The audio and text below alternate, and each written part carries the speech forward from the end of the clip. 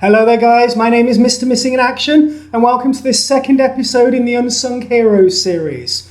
My Unsung Heroes series, basically I take basically an unloved rare within the Raid Shadow Legends, a rare that doesn't seem to get much airtime, and basically I build them up to level 50, I ascend them to 5-star, I put no books or masteries into them, and I talk about their skills, the stats, the artifacts, where they're going to be most useful, and then throw them into a couple of games and show you how they work. So today we have Gator.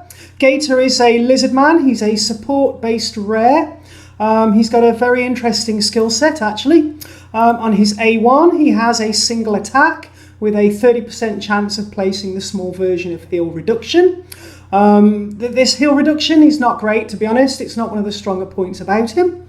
It is only the 50%, and I'm not going to be building him to proc this heal reduction at all. I'll show you the build in a second.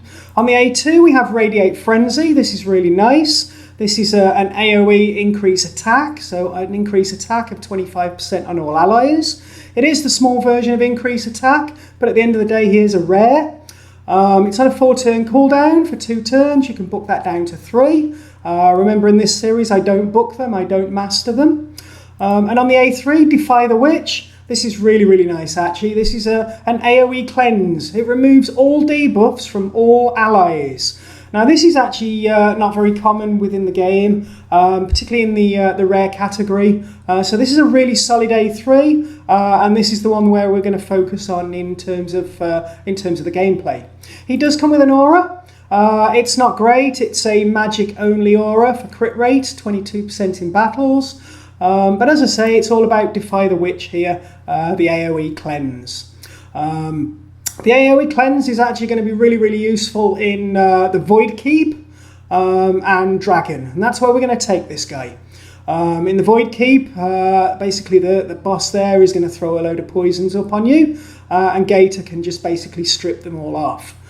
Same thing goes with the Dragon actually, as well as the stuns and the weakens that the Dragon throws out. So hopefully when we take him into those two areas, you'll be able to see how effective Gator actually is. Onto the stats then. Basically with this guy, I'm not worried about accuracy. The only reason he would need accuracy would be for that heal reduction on the A1, but it's not his strong point. Where you want to go with this guy is to build up his speed, so he takes more turns and he cycles through his abilities quicker. He gets back to that AoE cleanse. And also make him tanky, throwing in some HP and some defense. So as with all of the champions that I show in my Unsung Heroes videos, we've got sort of 4-star equipment leveled up to 20 with the occasional 5-star. I have got him here in a regeneration set. Now for somebody like Gator, a regeneration set is actually going to work better than lifesteal. With the lifesteal, yes, you do heal back 30% of your damage, but this guy is not built for damage. He's only got the 1 attack, which is on his A1, which is a single enemy. He's not going to be doing a lot of damage. So actually, you're actually healing 10% every turn, 10% of his max HP is going to be far more beneficial for him. It's going to help to keep him alive.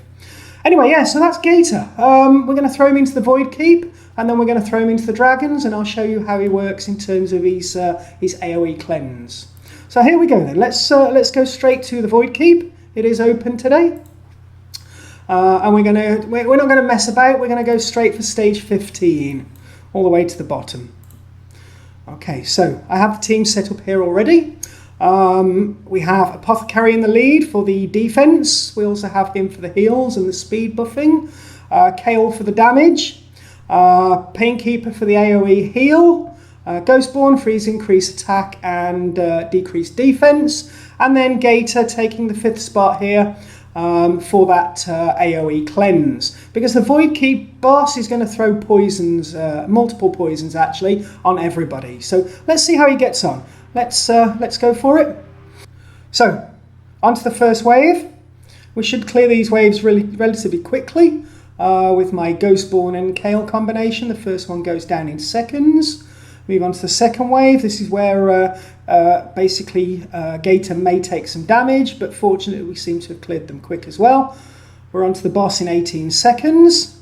Here we go then. I'm just going to let it run on auto and just watch for those multiple poisons on my champions and Gator stripping them off. There's the multiple poisons.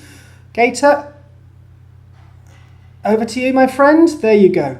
Remove debuff, the entire lot. That's how effective an AoE cleanse is. So yeah, he's great in the Void Keep. We'll take him into the Dragon and you'll see him do a very similar thing as well. Let's just finish this fight off and then we'll go for Dragon. Quick as we can then, guys. This is stage 15, so it's taken a little bit of damage to do it, but we'll get there. We're clearing Void Keep 15 in around about 1 minute 10 seconds. Here we go, 1 minute 6. Okay, so he stayed alive, he did that AoE cleanse, that's where Gator comes in, that's where he's incredibly solid. So let's go back to the dungeon maps and we'll go into the Dragon's Lair. We're going to go for, let's go for stage 16 actually. Same team, let's go for it, here we go. Okay, so here we are, wave 1, should go down relatively quickly again. Ghostborn with his decreased defense, Kale with the big nuke. There we go, 10 seconds first wave, onto the second. This one may take a little bit longer, of course, and this is where I'm a little bit concerned about Gator staying alive. But he does have that set that it basically heals himself up by 10% of his HP. Hopefully it's enough. There's a spot heal from Apothecary to keep him alive. We should be able to get him through to the Dragon now, with a bit of luck. They're not targeting Gator now, which is good. That's the only problem with him being a 50 in Dragon 15, is that there is the potential that he may die in wave 2. But, oh, it's close, it's close, it's close. He's got the shield back from Painkeeper. Here we go. We're going to wait for the Dragon to throw down the stuns, throw down the poisons and the weakens, and hopefully Gator can show you what he does. So, come on. No, we took down the purple bar. Well, that's solid. There's all the poisons and the weaken. Over to you, Gator. As soon as you get your turn. We're coming around to Gator any second now. There we go. Remove all debuffs. That's how solid the AoE cleanse is. And Gator is incredibly accessible. Now, you don't need to book him up. Booking him up will help if you can get that one book into the cooldown on that AoE cleanse. But you're running the risk that you're going to be putting books into the other two skills, which is not really necessary. You don't really need to book this guy out for what you're going to use him for in terms of Dragon and Void Keep. So let's finish this fight off, and then yeah, so that's Gator, guys. I think we'll finish it there. Thank you very much for joining me today. Hopefully I've given you some insight into another unsung hero within the Raid Shadow Legends. Don't just throw him in your void, in your vault. Build him up to 50, 5-star on the Ascension. Give him some speed. Give him some resistance, some defense, and some HP, and he can do a really solid job in terms of the cleanse. So thank you very much then, guys. My name is Mr. Missing in Action. Please hit that subscribe button, turn on the notification bell, and I'll see you in the next video.